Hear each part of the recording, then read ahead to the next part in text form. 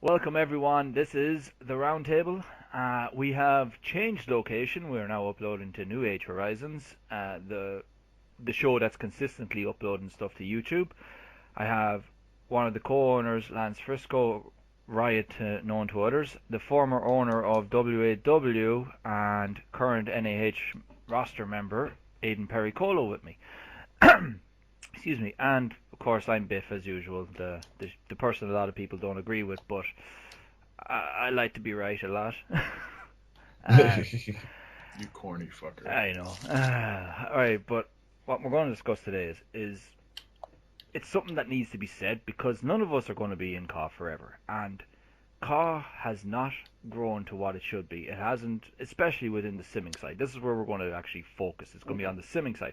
It hasn't grown, hasn't changed, hasn't evolved into the betterness that it should be, and that isn't because of the reasons we and the tropes that we all believe it to be. That the top guys are moving on and all this, and they're not doing it anymore. That's a bullshit reason because they would have, if it was that was the reason, then people would have been bigger than fam when they were doing it, but they're not, and they had more ability and talent. And we're going to go delve into that and theories, conspiracies, and actual facts as well on top of that, onto why things aren't happening and what we believe needs to change and what needs to be done to improve CAW and make it more enjoyable and easier. It's not easy to do CAW.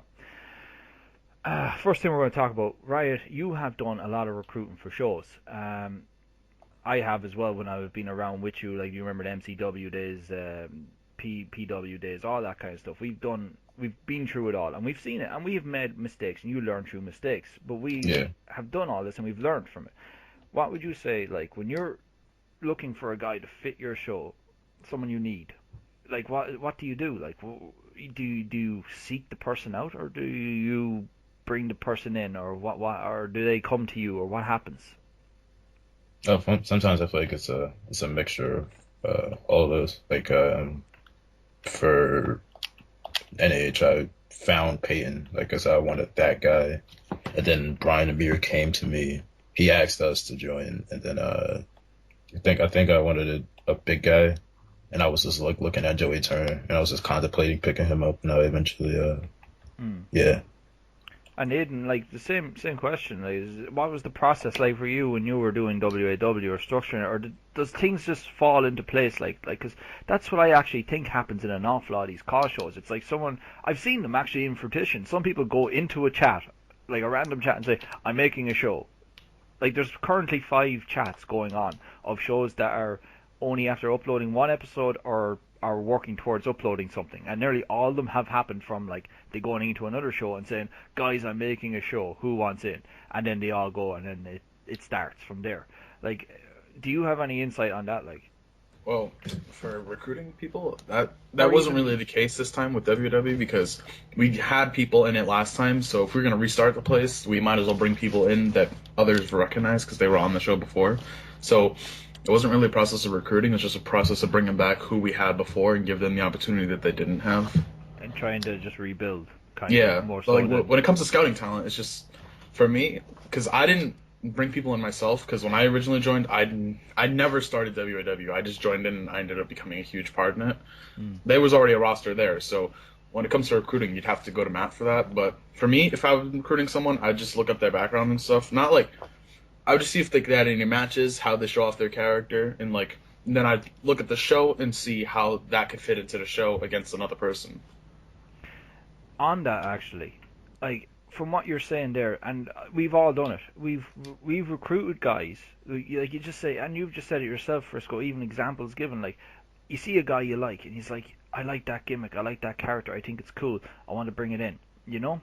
But if it's already after a show has started, or you already have a guy that can do a role in that capacity, you start to build up a repetition. You start to have characters that aren't flexible and not unique and doesn't change the show up. Like, what do we all see this as an actual problem in shows today? Like that the like cause despite having different gimmicks, everything is so samey. Yeah, Like you could watch an entire show for an hour, and you could watch 4 matches. The 4 matches have 4 different guys, or sorry, 8 different guys with different gimmicks, different sizes, and different styles. But the matches are all still the same. Yeah, yeah. Exactly. Like, and this reverts back to a simple factor that I'm trying to get to. Where I'm trying to get to is, I don't think an awful lot of shows, when they start making their show, because I certainly didn't. This has only come to me in recent times when I've been doing research and looking stuff up. And Google is an amazing thing that I don't think much people use when they look for storytelling. But a lot of people, they don't start with. If you were to start a book, or if, say, an indie promotion was to start up, they look, any form of storytelling, they look at the first thing they need. It isn't a roster, it isn't a ring, it isn't graphics, it isn't your commentary, it isn't any of that. It is a structure. And I don't think a lot of shows, because I'll be the first to admit it, NAH ourselves, when we were talking it out, we didn't talk fuck all of structure. We had to actually do a lot of long hours of planning after we'd built our roster for structure then. Yeah.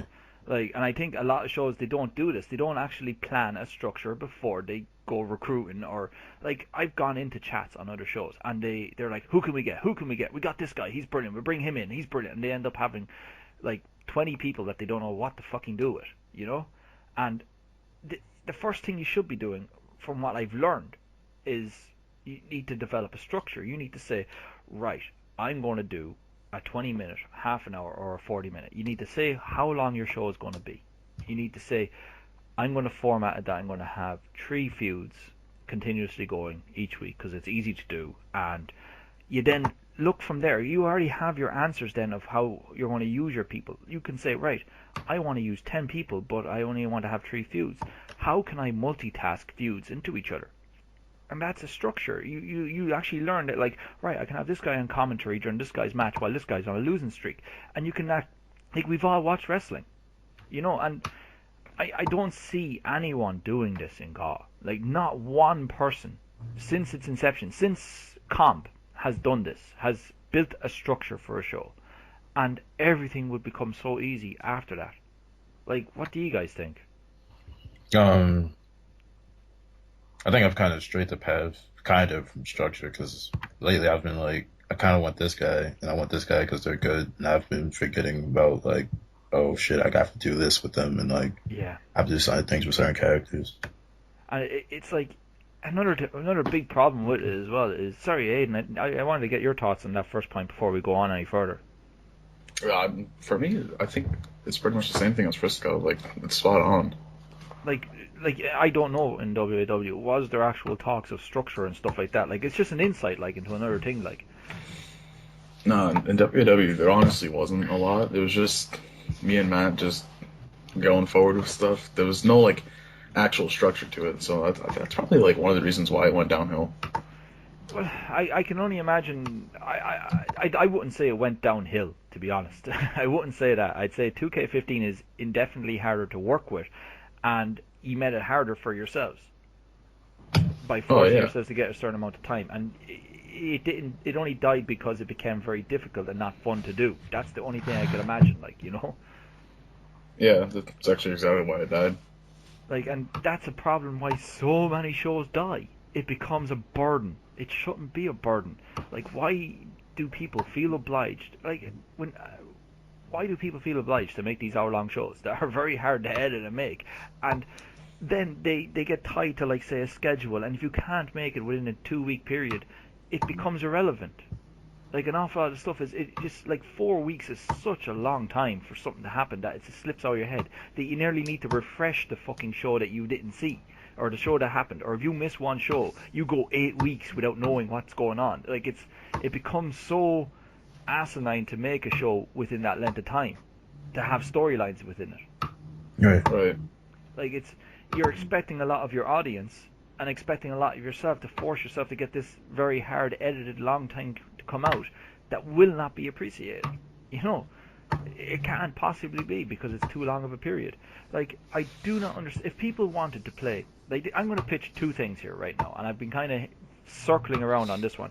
Why isn't it someone can't go and talk over a structure with, like, say, 2 or 3 really good friends they know they can edit or do something to help the show, right? Mm-hmm. Talk over, we want to have 3 matches a week, we want to have 2 promos. It's going to be done within 20 minutes. There's going to be a squash match, a short match, and a good main event match each week. And we build our storylines from there. We know when each feud needs to have a good match, when it needs to have a squash match, and when it needs to have a regular match, when we need to have a guy on commentary during it, or when it only needs a promo. You can then structure your feuds, because that's what the difference is between wrestling and just watching an exhibition. This is the difference between a show and an exhibition. Feuds. It's the absolute only difference. If you don't have a structure to a feud that gives variety, that makes you want to see the end product match, it's not a feud. If you just give away the best match that you have, if you have, say, we'll just say we have Joshua Phoenix and Brian Amir, right? And on the first episode, Joshua Phoenix comes into NAH. We have him go on a 20-minute spectacular with Joshua Phoenix. Brian Amir and Joshua Phoenix have that match, right? Mm-hmm. Where do you go from there? They're going to do you do the same match again for the pay-per-view in 3 weeks' time and try to do promos in between, because you've already given it away and there's no reason to want to see it anymore. Yeah. Like, or you could plan a structure and you have Phoenix come out during every one of Amir's matches and like do something, you know? You could have him attack, you could shoot a promo, he could just stare at him, he could do fucking something, go on commentary and insult him. And you build a structure that way, that it leads to a reason for these guys to fight. And this is why faces and heels fail so much. It's because you basically are not giving anyone a reason to want to see a guy beaten. Do you know? Right, yeah. People are just shouting for their friend. Like, what do you guys think? That's the thing with what you just mentioned, going for friends. That pisses me off so much that people are like straying from following the actual story potential of a show to their friends competing. Like, for instance, let's touch on the topic of Damon Ventura. He loses one match, and instantly everyone wants to complain. You know the people who are complaining? His friends. Exactly. And I know I'm going to get shit for that, but it's the truth. Yeah, it doesn't matter if you get shit for it. If it's a fact, like, it's a fact. Like, here's another big fucking one, right? This is a big fucking thing with it. If you're making a show, this is the thing I learned, and if I was ever involved in another show in the future, like, starting off again, I would not bring in anyone's fucking call, no matter how good it was. When they said that they, like, say, I think Mendoza is fucking a brilliant call. I think he's a fucking awesome gimmick, the Primal Hunter thing. It's the best kind of call, aggressive call that you could do. It's the closest thing you can get to Chris Benoit in call. It's with a gimmick. It's awesome. WWE should be doing it. If I was to start a show, or if I was to get involved in another show starting with someone, I wouldn't bring him in. I wouldn't bring any of them in. I'd bring the guy who plays the guy in. But I wouldn't even be talking about roster when we were starting the show. I'd be talking about saying, right, we need to plan out what guys we need on our show. And I'd be saying, we need a redneck, we need a racist Russian and a racist South African, and we're going to stick them in a racist faction with each other. That's going to be one group, and they're going to be cronies for the owner. And then you seek out people to play them roles. And you have your stories done. You're not booking on the fucking fly. You know exactly, because they're the characters and things you've built to work in your show, and you know exactly what's happening to them. You give those characters to other people. They make them their own. They work them. Like, you say you want to make a face. Like, you say, right, I want to make a fucking black dude who's been fucking beaten the shit out by cops and thrown in fucking jail falsely, and he's gotten out of jail because it's been proven to be falsely in it and all this, and he's all about, like, freedom of rights for everyone and all this kind of shit, and he's getting his message across in wrestling. Say that's a gimmick, right? And he talks about the fucking violence and shit that happens in these shootings and all this, but he doesn't do this stereotype of like just slating the cops and slating this. He talks about the real fucking problems that happen in society. You actually get a guy that does a little bit of fucking research on all these societal things that happen. Like, literally what Malcolm X was predicted, the fucking riots that are happening now. He predicted it in the fucking 50s, you know? And you could make a guy like that and make him your face. You just don't make him nasty. And you get a guy to fill that role. And you know where you want to go with that. You know you want to have that guy feuding with the racists. Because it's a fucking natural thing, like, you know? Yeah. Like, there you go. You have gimmicks. That's booking. Booking is fucking easy then, you know? Like, each week he could fight one of the lower racists, and there could be a big corporate evil bastard who controls them three shitheads that he's eventually getting to at the pay-per-view. And he has to get through the three of them to get to him. Right. You know, like, there's a feud straight off with a different dynamic each week. You know, and that's where I'd go if I was planning a show. And I'd do it that it's easy to do. Like, you could edit a show in 20 minutes. Like, right, you're probably one of the best editors in CAW right now. How hard would it be to edit 3 matches, 2 promos, beginning graphic, and have it all in 20 minutes? That'd probably take me about an hour and a half to finish. There you go. Like, and if you're not, like, say if you're not even a 24th of, or if you're not even a 12th of what Frisco is at editing, you could get it done in a day. You know, it's one day to do it. Like, Yeah. how many shows could you make like that? You could Yeah. probably do a show every 3 or 4 days like that. If you're fed enough promos and matches, you could do a show every 3 or 4 days. Like, I don't understand why people aren't trying to do that. Make a highly entertaining half an hour, 20 minutes. Yeah. What do you think, Aiden? People don't do it just because. No, well, for one, not a lot of people make shows to begin with this year. But There's actually 6. I'll count it right now on my thing. There is currently 6 shows in my Skype list of shows that are either pending or have one episode up. right, so of those shows, you probably won't see an episode 2. Well, for some of them at least. Yeah. And that's because they shoot for the long episodes because they think if it's long and it has great editing, people are going to like that. And they don't really look at it from a viewer's perspective because a long show, like over an hour, that gets boring. If it's a pay-per-view, that's way more understandable because you Yeah. know everything that's going to happen and you're looking forward to it. And a pay-per-view has a much higher quality. Yes. But a regular show being that long, knowing that the pay-per-view is going to be the same length as a show, if not shorter, just really it takes all the hype out of it. And Yeah. people do that to be like to quote unquote be better, and it's not working. I would just love to see that format start. And here's another alternative that can be done as well, even with the same dude on the same channel. If you want to do it, if you wanted to be involved with your friends and do these matches with your friends, these absolutely like things you have planned out. Like, say, we'll give it an example: Riot and Aiden Pericolo, 2 of your best pals, but you're on a show playing different characters because you're tied to do different characters because the show has their structure built and everything, and your characters didn't fit, and they wanted you still want to do your match. There is not one thing in the world stopping ye from going out, planning a match, doing it. Say we're going to do a best of 3 matches, right? Or best of 5 series, right?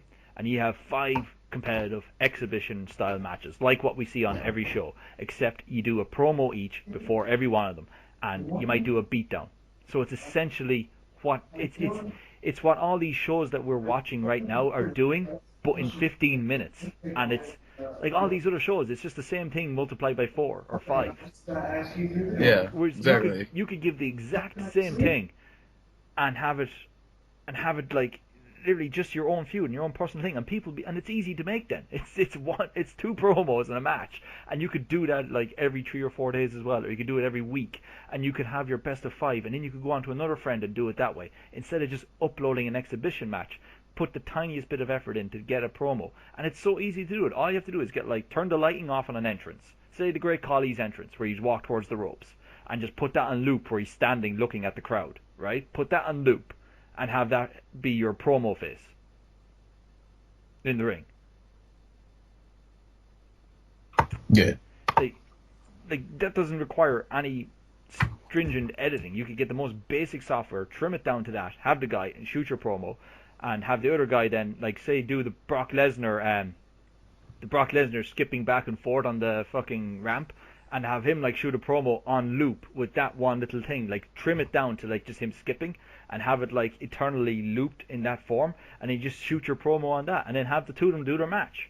You know, and you literally do your storyline with your friends that you're doing, but it's easier to watch. People can enjoy it and see your feuds that you wanted to do on these shows that have become impossible to watch because people just skip through the fucking things. Yeah. Like, what do you guys think? Like, you think that's a fucking decent idea that people could start doing? It is. I mean, I feel like skipping through it is kind of like disrespectful after people take the time and effort to edit the show for you to watch. Exactly. And you just like, oh, fuck it, not going to watch it. But let me put it to you this way. This gets back to my point about with Aiden where it's not enjoyable and you're not getting the rewards out of it. Like, say if you make 5 matches, they're all 10 minutes long, and they're all the same structure. It's the same fucking thing, and you just want to see what the storyline is because you know there's going to be a pay-per-view that these are all boiling up to. So you just want to see what the storyline is each week to build towards that pay-per-view match. So you're going to skip to the end to see what the storyline was. Right. You know, and that's where I'm getting back to the point. What's wrong with doing a 3-minute match or a 5-minute match instead? or getting the storyline that's building towards the pay-per-view done in a different form, getting it done in a promo, getting it done on commentary, getting it done in an attack during that match that cuts it short at 3 minutes. Like, you could set up a match to be very good and not have anyone come out weak by having a guy invade and attack in the match. Like, I think people just don't think of that. But like, NAH is the only fucking show that has people coming out and attacking people after 3 minutes to save time on shows. Do you know? I've been thinking about, like, on episode 1 of Nah, like, I'm gonna sound like a mark for this, but when Nick Virtue said, like, a short show with, like, lots of substance, I was like, I've always been thinking about that every time, like, someone does a match.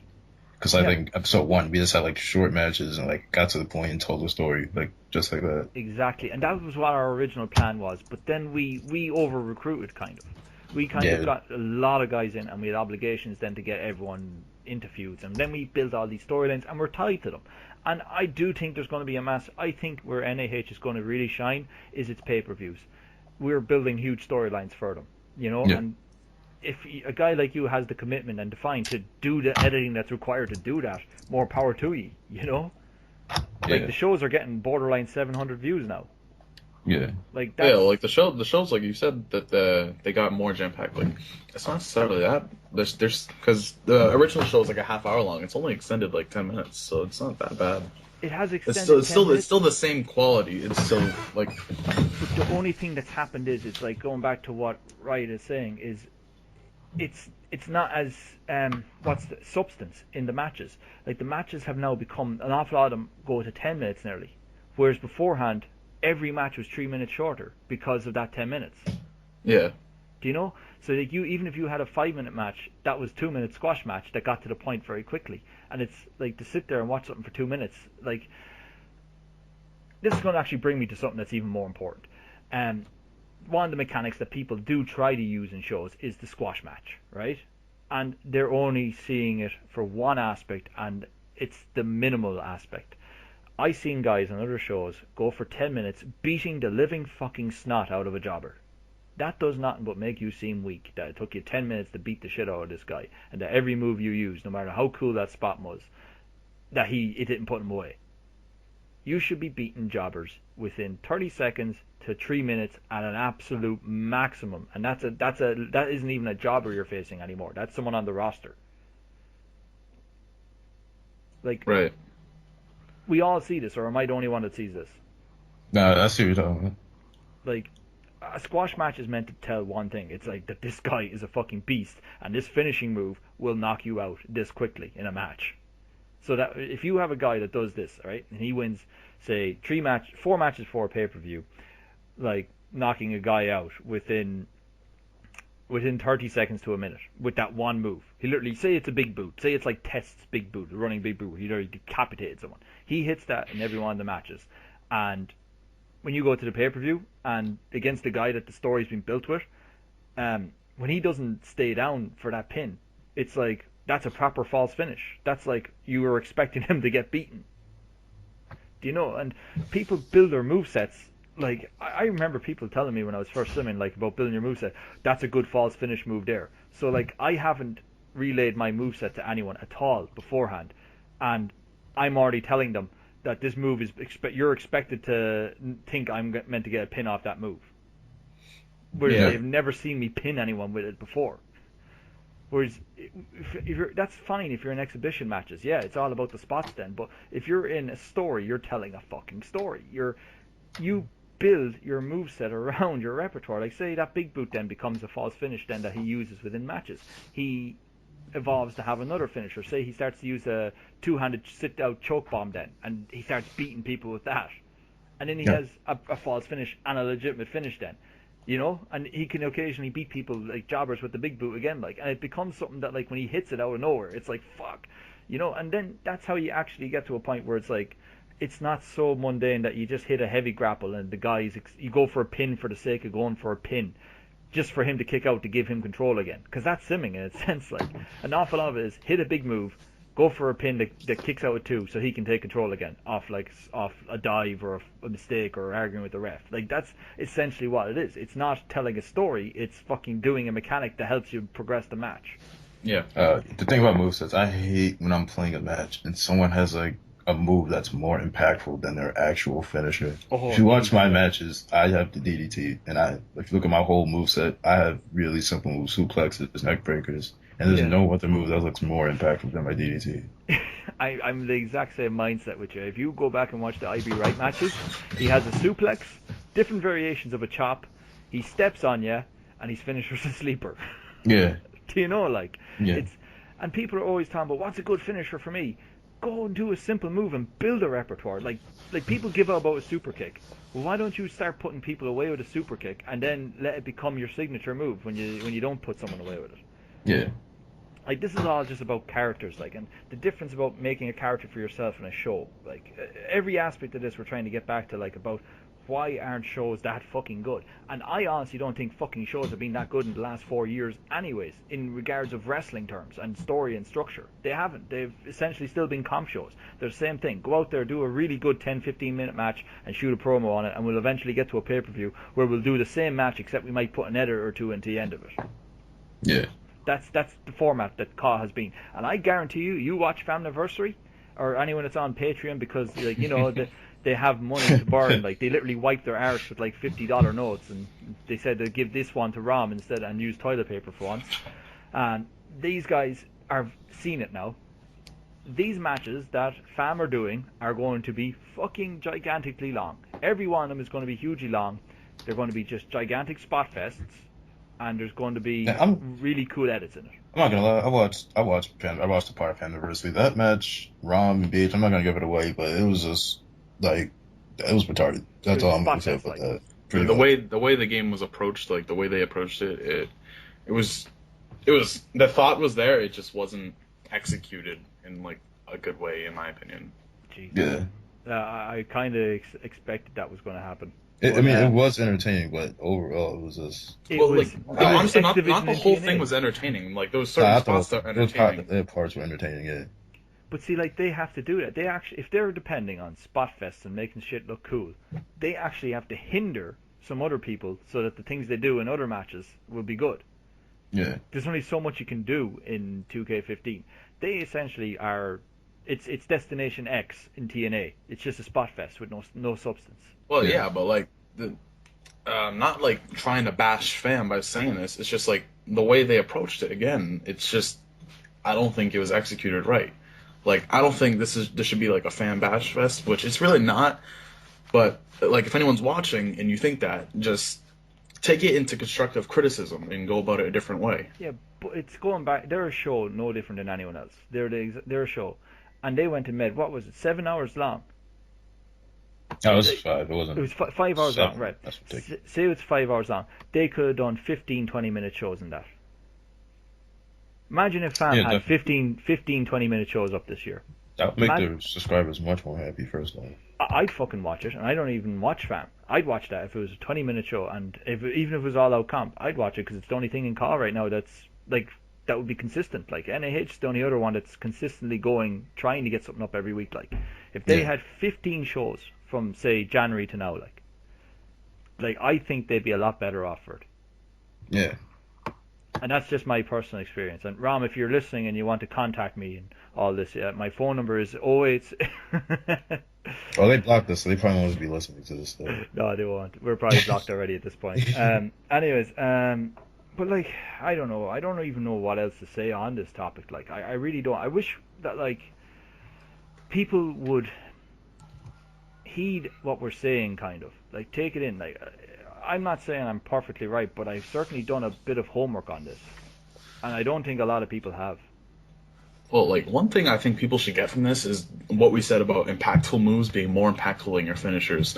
Because the shit we see, people are hitting the most impactful stuff on, like, a regular show, which tails back into those 15-minute matches ending with, like, some fucking weird red arrow shit. Yeah. Like, that's stuff that you should only expect at a pay-per-view. And people are just doing that, like, hey, that's my finisher. I'm fucking Jeff Hardy extreme shit. Yeah. No, you should not be, like, that all the time. Say, like, one night you're having a complete squash match and you just want to show off. That's, like, do that one time. Don't do that every single week. It's just... And back to the finishers. If you're doing the vertebraker every single week, that's retarded. You shouldn't be doing something that impactful unless you're some sort of fucking terrible heel and you're just trying to kill everyone. You're trying to hurt people. Exactly. Yeah, like, and when you do hit that, your opponent shouldn't be on the show the next week because no one should be on the show if you hit that on them. Yeah, like, that's another thing about what I'm saying about structure in these rosters. If you have guys not connected, personally connected to these causes because they don't think it's themselves, they think it's something that I'm doing, it's a job I'm doing for the show, and I'm playing this character. Yet they get all the rewards that they would have otherwise, but they don't have the commitment to it either. And they could easily be, like, it's not a big deal. Say, right, I'm going to give you an example. Say we had Nacho, right, and we had Nacho playing, let's just make something up. Let's say we had Nacho playing a big priest, a big, heavy, powerful priest dude, right? And he comes out and he says a prayer every week to the crowd, and he, like, anoints them with oils and all this shit, like, you know, and he's like fucking like, I'm here to save your souls, and all this kind of shit, like, and they had Nacho doing this every week. And then, like what Aiden was saying, we had a big 7-foot demon spawn monster thing, like a fucking guy who likes to eat people's eyeballs, like some fucking creepy, horrible, big monster dude who comes out and he does a vertebraker on this guy. You don't feel bad for not putting Nacho on the next week to sell that. Yeah. Well, yeah, and the thing is, like, with we did that. You saw Elijah DeVille debut, and he did some crazy shit to Josh Thurio. You ain't seeing Thurio, are you? That wasn't because of pre-planning. That was because of other reasons. But still, politics. It still makes sense though from a viewer's perspective. Yeah, like, yeah, he basically, like, at his face, like, and killed him, and he's gone now, and that worked, like, you know. And you'll see DeVille is where we're trying to go in a direction, like, and you'll see it. His characters and his storylines should make a lot more sense than what you see on most other shows, and I'd love to see condensed down more versions like that done in different formats. Like that structure is just so solid, like, you know, where you do a different thing every week with each feud, and it becomes easy when you have a roster of guys that you've met up yourself and you get friends to play them. They're your friends if they're willing to help you and play them. Yeah. They're not your friends if they only want to get their own cow over that they think is better than any of your ideas. That's another thing. People are joining shows just to get themselves over. They're not joining the show with the mindset, hey, I want to join this show and help make this show in particular better by being on it. Yeah. They're coming with the mindset, hey, I'm going to be on the show, you know, I'm going to use my so cool sim skills and win a fucking title and make myself look good. Yeah. That's what annoys, that a lot of shit annoys me, so I say that a lot. That happens though, man. That really does happen. But that's what happens with 90% of everyone in here. There's a select few amount of, I can't even fucking speak. There's people who join shows to actually make it better, and then there's people who join it to make themselves better. And I think that's where shows lack, like, actual substance. Yeah, and I think if you had the show owners because people aren't going to do that themselves. Like, if they have a call and they think it's fantastic, they think it's the best thing in the world, and it might be fantastic, but if that call is fantastic, right? Like, I'm going to go back to Mendoza again, right? I'll go back to Mendoza because I think it's such an awesome gimmick. If you brought Mendoza into a show on an undercard, and say you had a champion, say IB Wright is the champion, and IB Wright we wanted to push IB Wright and make him fucking huge and make him big and all this kind of stuff. We made all these plans and he's doing all these storylines and feuds. And you have Mendoza coming out, killing it on the mic because the gimmick is so cool and all this kind of shit. You're obliged to like make that better, like make him higher up than IB Wright. Like you have to change your championships around, your whole storylines, your booking, everything goes out like the window because you're bringing in characters and you don't know how good they're going to be or how over they're going to be, you know. Like, you're bringing in a guy that could be infinitely better than... I'm only using examples here now. I'm not saying anything set in stone. I'm just saying, like, if you brought in a guy and he's way better than your... way more liked, way more over than your champion, and the storylines he's doing do not fit for what he's doing because he's better than the other people that he's losing to or he's lower than. Do you know what I mean? Yeah. Like, that's the big problem with, like, bringing a guy in who has a gimmick made up themselves, and it can work alternatively as well. You could have a really good friend that you don't want to leave out who has a horrendous gimmick or something. It might be okay when he's doing exhibition matches himself or if he built a show around himself, but it's a gimmick that only allows him to be in the main event, and you put him anywhere else or losing a match, it kills it. It's shit. Do you know what I mean? Like, it's not building a character to fit a show. It's building a character because you think it's fucking cool or awesome or brilliant or unique. Yeah. And that reverts back to what I was saying earlier. Why can't you get a friend to work a series of matches with you, even one match, and do two promos, do a promo each before it or after it, and just upload that to YouTube and upload a feud and build it and do that very that mindset. But like, you don't have to be in a show to do a feud. That's I know. Like if you guys see right now, they're having Amir versus Strider, and that's its own feud. It's not on the show.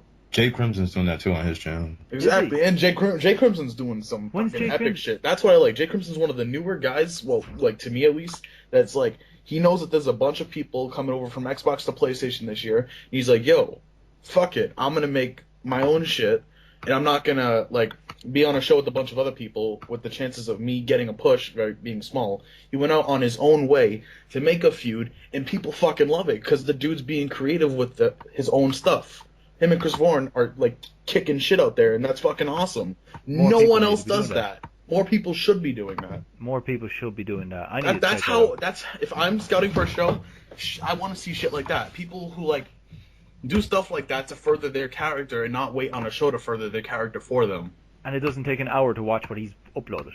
Exactly. And you're getting what you came to look for in a show. Like right. Like I think that like common sense would dictate this. I'd love to see rebuttals in the comment section counter arguing what we're doing. I'd love to see someone say what we're saying, prove what we're saying is wrong. I'd love that. But I honestly don't believe it is. I think it's the actual truth. And like I'm not saying our ideas that we came up with here is like the best ideas to go with, but something different needs to happen. There is no structure in the shows. Yeah. And like no one can really dispute what we're saying. People can give their opinions on it, but there's really no countering to what we're saying because it's the honest truth. Because you have people who have ran shows, like, not so much for me because, you know, fucking everyone thinks I'm some sort of tyrant or some shit. But you have Frisco. Yeah, I'm some sort of fucking, like, bitch. And you got Frisco over here who's running Nah. And if you're watching this, you obviously watch Nah, so you like it. Unless you're just that guy who watches the video dislike it because you have fucking AIDS. But yeah, I don't think there's anything else we can really cover on this. Or is there anything you guys can think of that we could cover on this on characters, like, and what can be done, like the different kind of characters you can do, like guys for like shows, guys for yourself, or guys for like exhibitions. Like, is there anything else we're not covering? Like, we went through moves, we went through gimmicks, we went through things that fit shows. Is there anything you can think of? Well, what can be done, like what can actually be done that we went over is going back to original characters and original movesets. Please, for the love of God, after seeing this video, look over your moveset and, like, I don't want to see people hitting suplex backbreakers in the match and not winning off that, because that's fucking brutal. That should be a finisher. And I've seen people hit that and someone just kicks out on a regular show. That's fucking, get out of here with that. If it's not like an exhibition show like New York Minotaur, stop trying to steal the show every match. Like, stop. Exactly. People gotta realize, if you're starting off the show, you could do something like that, but it would be very questionable because you're opening the show and you're trying to set the pace. But if you're like in the middle of the show and you're in the middle card of it, you should not be doing that because those are what I would call like a filler match unless it's the co-main event. That's where I actually divert back to it. That actually falls to the booker, to the guy booking. I actually think it falls back to there that that the formats need to be changed. That it needs to be right. This is the middle of the card. It means nothing, but we need to enhance the storyline. You don't want to tire out the guy watching the show, right? Yeah, opening with something that's exciting. Open with something that's going to hook people, right? But then progress storylines in between, and then finish strong that leaves a memory. You know, like do a 3-minute or 4-minute match in the mid card. You know, like yeah. I think that would help so much more instead of like, you know, talking about stealing the show and all this kind of stuff. Don't give the opportunity to do that. Have it that like, yeah, you're the second on, but we need this to end in the DQ after 2 minutes when a guy comes out and fucking crushes your face with a sledgehammer. You know, yeah. You don't give that opportunity. I think if it diverts to booking, I really do. I don't think that like the guys doing it themselves, they're always going to do the best they can, especially when it's their call. Yeah. You know, I don't know what else to say on that, like, to be honest. Like, what do you think? Yeah, I feel like people are attached to, like, their main call, I guess. Yeah, like, and you can't blame them for it because some of them are very creative and really good, like, but they just don't fit shows. They don't fit in with what a show can have with what's already in the roster. Yeah. Do you know, like, you can't come in, like, say if there's, like, right, say Cannonball and Big Earl and Oscar has a big fat dude as well. I forgot the name of him. He's going to Flying Bear? No, not Flying Bear is a new one, and he's going to absolutely kill me for not remembering the name. But say you had the three of them on a show. Like, why would you come into the show as another big fat dude? Right. Do you know what I mean? Or if you had three, like, say you had, like, three strong style light heavyweight dudes who all are, like, not very gimmick heavy. Say you had, like, say you had Trey Jordans, Brian Amir, and, I can't think of another one off the top of my head. Another guy like that, kind of. And you had the three of them on the show. Why would you come in with another strong style, non-gimmick dude? It's the same thing. Like, what can you do with them that the other guy isn't already doing? Right. You know, it's pointless because if you have the same character and you're doing a feud with someone else that's different, but that feud should be saved for, say, Brian Amir guy to do later instead of having two of the same guys doing the same feud at the same time.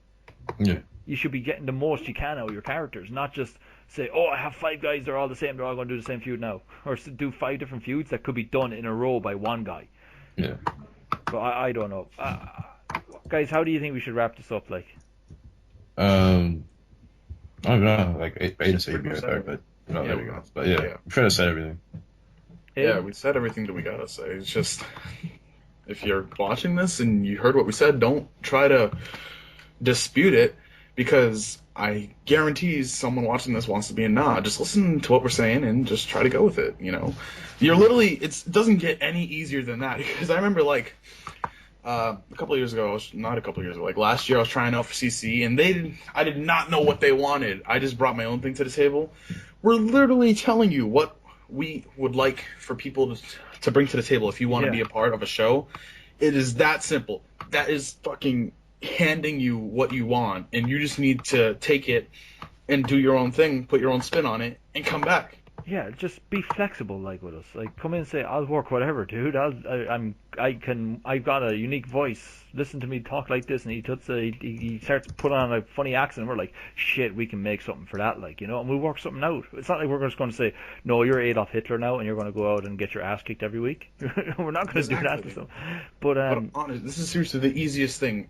Like, you have the owner of Nah in the call saying what he would like on a show, and we've all agreed on stuff.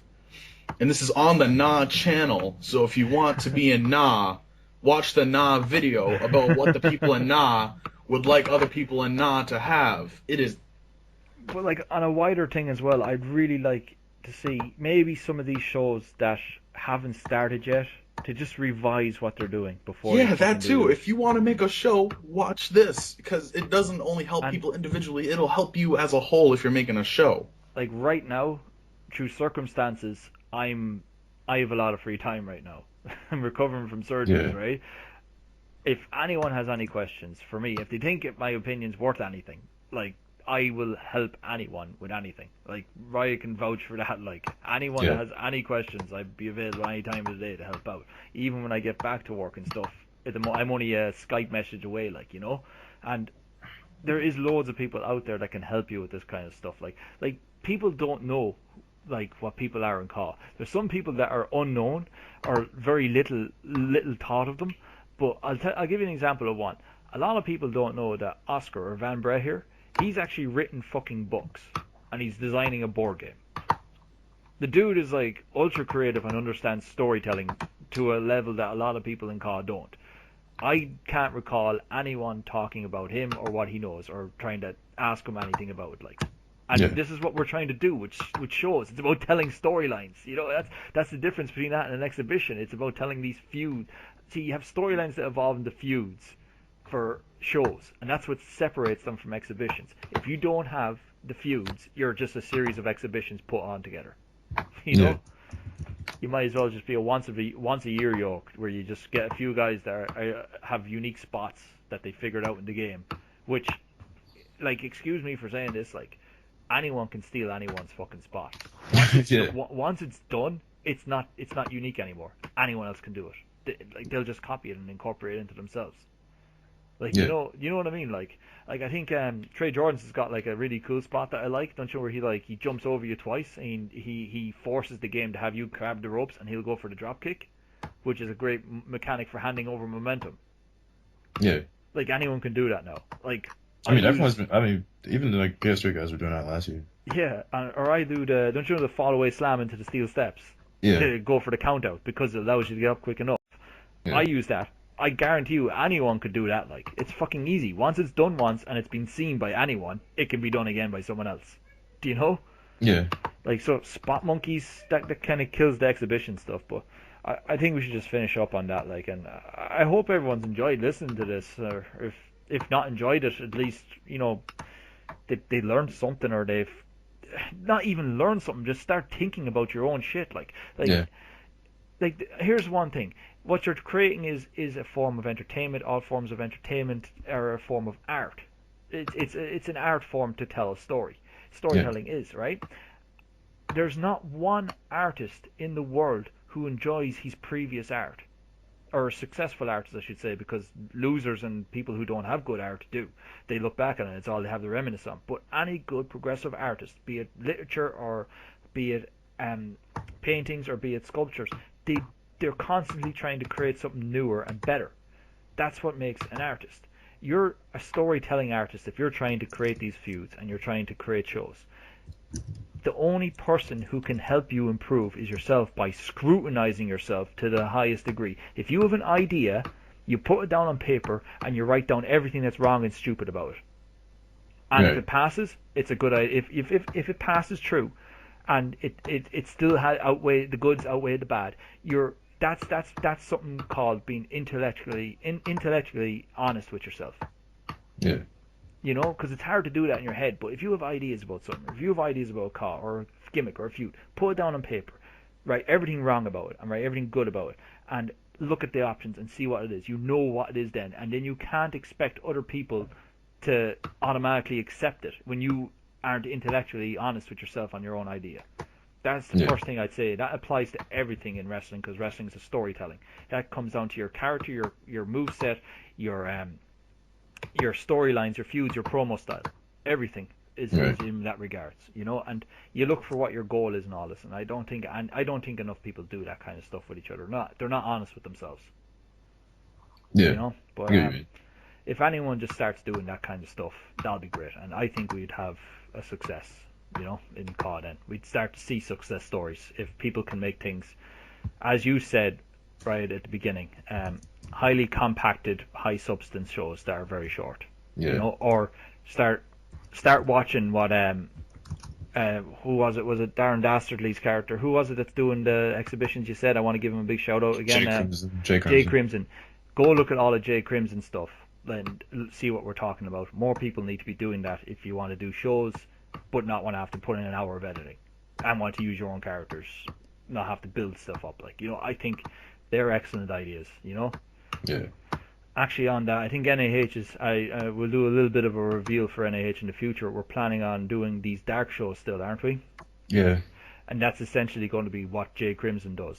It's on the channel. Like, it's just going to be these matches with guys in the show, putting out, showing what they can do, and maybe a promo on it as well. You know, its own separate upload. But anyways, thanks guys for listening. From three of us, see you again. Hopefully if the show has any form of success, or if people actually like this, let us know in the comment section, and I will do other topics. Also, questions and topics about things in car and things that you think needs to be improved, or whatever you have for questions, put in the comment section, and it might be the next topic we do. Thanks guys, bye.